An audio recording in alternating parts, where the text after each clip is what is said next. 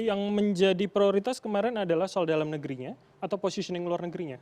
Semuanya dibahas, terutama karena berhubungan juga, Mas. Seperti yang contohnya terkait dengan geopolitik ya.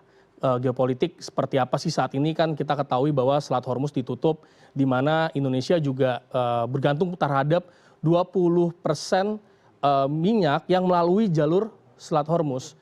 Jadi itu pun akan berpengaruh. Tentunya akan dihubungkan juga dengan permasalahan dalam negeri. Nah itu yang saat itu pun juga disampaikan. Oke, Mas, minggu lalu saya wawancara Dirjen Migas Kementerian SDM, dia mengatakan bahwa mengganti importirnya tidak yang melalui Selat Hormuz, tapi kemudian Amerika dan Afrika. Tapi yang kemudian publik juga khawatirkan adalah ketika harganya lebih mahal, maka apakah subsidi kita itu bisa menangani atau tidak, atau jangan-jangan akan ada pengurangan subsidi? Iya, jadi sebenarnya tadi pertanyaan yang baik, Mas, bahwa betul saat ini Selat Hormuz ditutup, 20% kita stoknya berasal dari daerah tersebut gitu, Arab Saudi. Meskipun kita utamanya kan dari Nigeria ya, Angola dan juga beberapa negara-negara Amerika dan Amerika Latin. Saat ini jangka pendek itu sudah seperti yang disampaikan tadi, sudah diselesaikan masalahnya. Yang biasa kita 20% bergantung dari Arab Saudi, kita pindahkan dulu ke beberapa negara.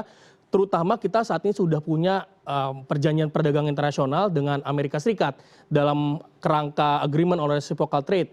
Jadi kita memiliki komitmen untuk memindahkan ya atau membeli dari produk-produk dari Amerika Serikat. Nah itu tentu hal yang saat ini kita diuntungkan dengan adanya perjanjian itu. Kita bisa mendapatkan stok tidak hanya dari yang berasal dari Selat Hormuz.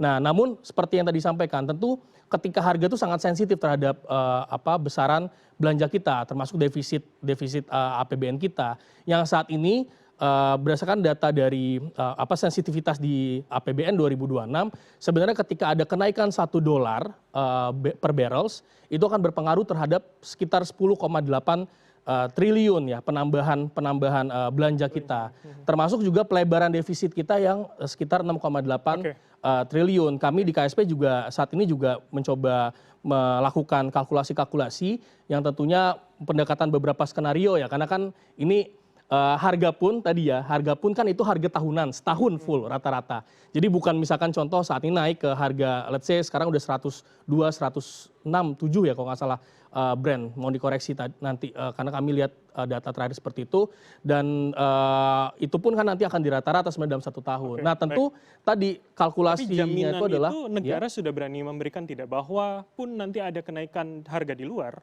tapi Indonesia tidak akan kemudian bisa menyesuaikan subsidinya.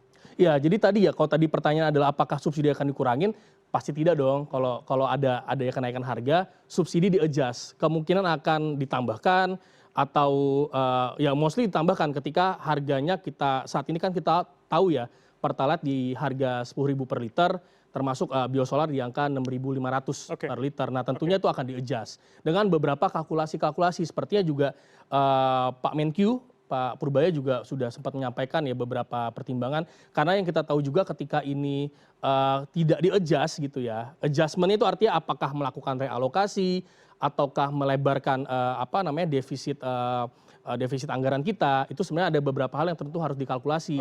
Yang fokusnya adalah bagaimana kita bisa tetap menjaga momentum pertumbuhan yang tentunya sudah baik kita lihat di triwulan 4, termasuk kita menjaga momentum di triwulan 1 2026. Dan kita tentunya juga harus menjaga daya beli masyarakat kita, khususnya di kaum rentan maupun masyarakat miskin.